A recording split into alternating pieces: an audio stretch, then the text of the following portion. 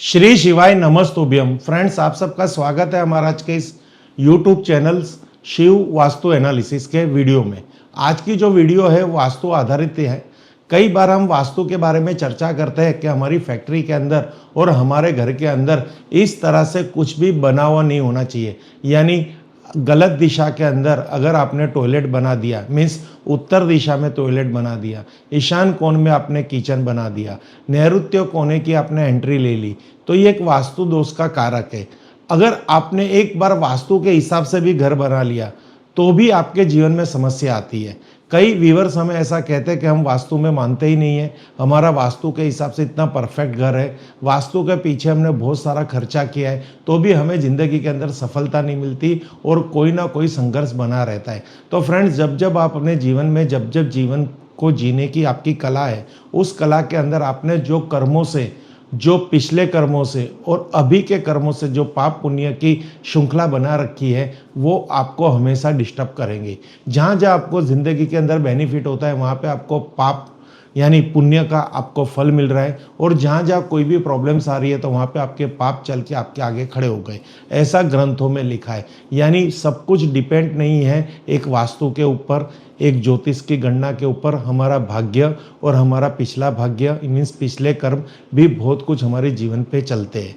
But आज हम जो टॉपिक लेके आए हैं वो टॉपिक के अंदर हम आपको ऐसी चीज़ों से रूबरू कराएंगे, अगर वो चीज़ भी आपके घर में पड़ी हुई है जो वास्तु के अंदर कहा गया है, ऐसी चीज़ों का इस स्थिति में होना बहुत ही बड़ा वास्तु दोष है, तो वो चीज़ें आप घर से निकाल लीजिए या वो चीज़ों को आप मरम्मत कर दीजिए। यानी आपके घर में पड़ा कोई भी प्रकार का एलिमेंट्स अगर वो डिस्टर्ब है, बिगड़ा हुआ है या वो काम नहीं कर रहा, तो भी आपके जीवन के अंदर वो रुकावट पैदा करेगा। जैसे एक घड़ी है, घड़ी हमेशा चलती रहती है, यानी ज़िंदगी में हमेशा कहते हैं ना वाइब्रेशन मिलते रहेंगे, आपका सक्रिय जीवन हमेशा चलता रहेगा।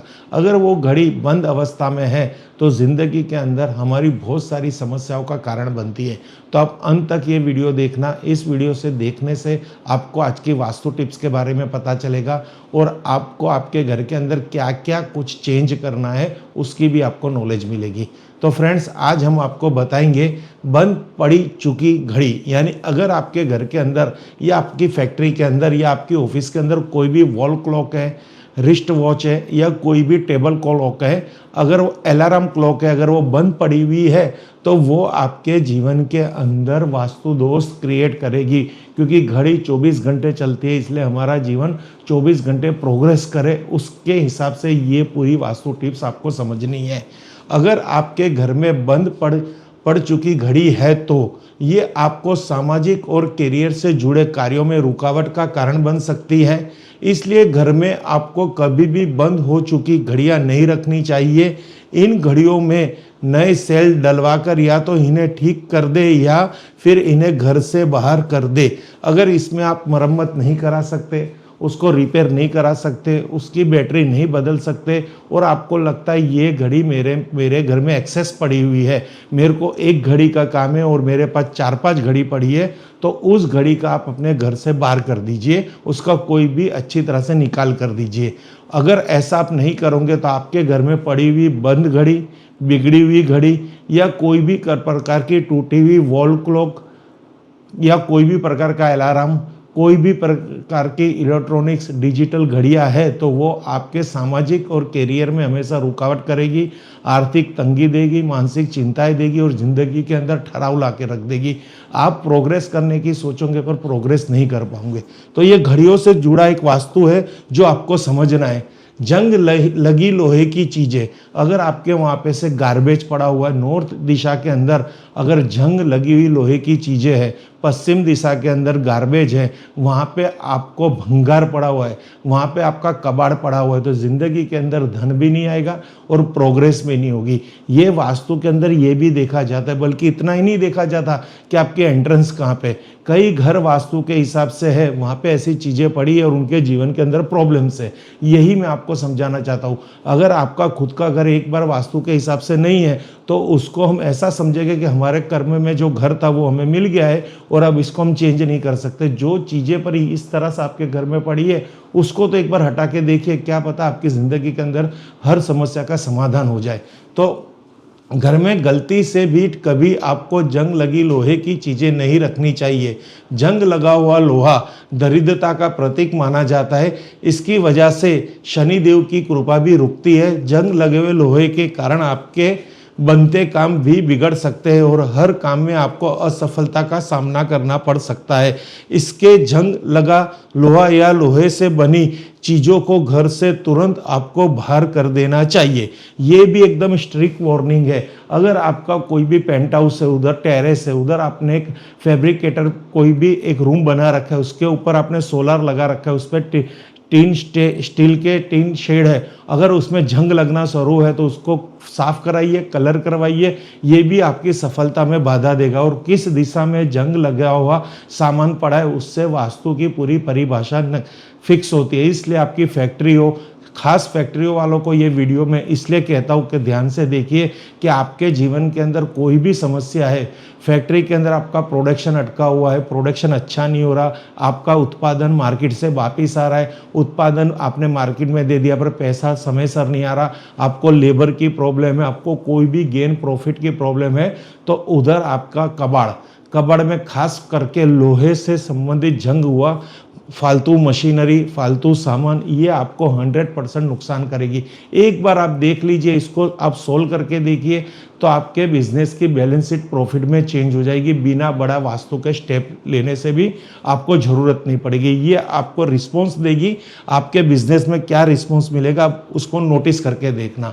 छत पर रखा कूड़ा करकट यानी छत पे पड़ा हुआ इस तरह से कोई भी कबाड़, ये आपको खास देखना है। हर किसी के घर में भी ये होता है, फ्लैट के अंदर भी होता है, कॉमन टेरेस कॉमन है, उधर कचरा भी कॉमन होता है, पर ये आपको खुद पर्सनली वहाँ से साफ सफाई करवानी है, जिससे उस टेरेस के नीचे होने वाले कोई भी घर में कोई भी इंसान तन मन धन से दुखी ना हो। अगर आपकी पर्सनल घर है, आपका रेंटेड घर है, वहाँ पे आप सिंगल फैमिली रह रहे हो और आपकी छत पे ऐसा कूड़ा कबाड़ पड़ा हुआ है तो टेंशन देगा, डिप्रेशन देगा और समस्या देगी। ये भी आपको बहुत नज़रअंदाज नहीं करना है।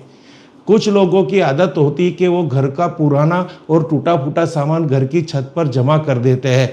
वास्तु के अनुसार घर की छत पर पड़ा कूड़ा करकट मानसिक अशांति का कारण बन सकता है। छत पर रखी बेकार चीजें सकारात्मक ऊर्जा के मार्ग को बंद कर देती है। इसके कारण आपके जीवन में परेशानियां आ सकती है और घर के लोगों को मानसिक रोगों से घेर सकती है। इसलिए घर की छत से आपको तुरंत कूड़ा कचरा करकट दूर फूटी हुई चीजें हटा देनी चाहिए। यानी कोई भी कहते हैं नहीं निष्क्रिय चीजें पड़ी हो, साइकिल पड़ी हो, आपके 4 व्हीलर के 2 व्हीलर के व्हील्स पड़े हो, कोई इंजन का ऑयल का डब्बा खाली पड़ा हो, केरोसिन का डब्बा पड़ा हो, गैस स्टोव पड़ा हो, बहुत सारी ऐसी कपड़े पड़े हो, गमले टूटे हुए पड़े हो, कोई भी चीज़ ऐसी वहाँ पे पड़ी है तो उसका तुरंत निकाल कीजिए। इससे घर की शांति में खलेल होगा, घर में अशांति रहेगी और प्रॉब्लम्स आएगी। तो फ्रेंड्स, ये सब वास्तु टिप्स आप वास्तु के माध्यम से, अगर वास्तु शास्त्री है तो ये वास्तु टिप्स का प्रयोग करके भी आप लोगों के जीवन के अंदर सुख शांति ला सकते हैं। इसलिए ही हमारी जो एक संस्था है शिव वास्तु एनालिसिस ने, उन्होंने एक जो कोर्स हमने डिज़ाइन किया है जो गूगल प्ले स्टोर पे अवेलेबल है, शिव वास्तु एनालिसिस हमारी एप्लीकेशन है, वहाँ पे जाके आप उस कोर्स को परचेस कीजिए। आपको ऐसी कई PDF प्राप्त होगी, वास्तु की बहुत सारे रहस्य, वहाँ पे वास्तु टिप्स के बारे में बताया गया है, किस तरह से क्लाइंट को बता सकते हैं कि घर में क्या गलत है क्या गलत नहीं है, किस तरह इसका वास्तु निवारण करना है, क्या प्रयोग करके करना है। कुछ ऐसी चीज़ है जो आप वो क्लाइंट को समझा सकते हैं। जैसे अगर आपके घर के अंदर कोई भी भगवान की मूर्ति या कोई भी फोटो टूटी फूटी है, यानी खंडित मूर्ति या खंडित फोटो है, तो उसका आपको निकाल करना है, यानी उसको बहते हुए जल में विसर्जन करना है। पर यह प्रक्रिया ऐसे नहीं हो सकती। आज की वास्तु टिप्स में आपको यही बताएंगे कि वास्तु के अंदर कोई भी प्रक्रिया के पीछे एक वैदिक कार्य भी करना पड़ता है। यानी आपके घर के अंदर कोई भी फोटो भगवान की खंडित है, फटी है, टूटी है, तस्वीर टूट गई है, तो उससे सबसे पहले वो तस्वीर फ्रेम की कांच को बाहर कर दीजिए और फिर उसकी फ्रेमिंग को अलग कर दीजिए, कांच को अलग डिस्पोजल कीजिए, फ्रेमिंग को अलग डिस्पोजल कीजिए, फोटो को आप पानी में बहते हुए पानी में विसर्जित कीजिए। मूर्ति है तो मूर्ति को भी बहते हुए पानी में विसर्जित करिए और विसर्जन करने के बाद पीछे से थोड़ा कच्चा दूध गाय का कच्चा दूध वहाँ पे उसके विसर्जन की प्रक्रिया के बाद में पानी में डाल दीजिए। ये प्रक्रिया अगर आपकी पूरी होगी तो आपको कोई भी प्रकार का दोष के आप भागीदार नहीं बनोगे। तो फ्रेंड्स, अगर आपको हमारे संस्था के साथ जुड़ना है, आपके शहर के अंदर वास्तु का कार्य करना है, तो आप हमारा सपोर्ट कर सकते हो, हमसे मदद ले सकते हो, और कोई भी आपकी जीवन की उलझन है तो हमारा संपर्क कर सकते हो। Thank you friends. Her her Mahadev, her her Mahadev, her her Mahadev.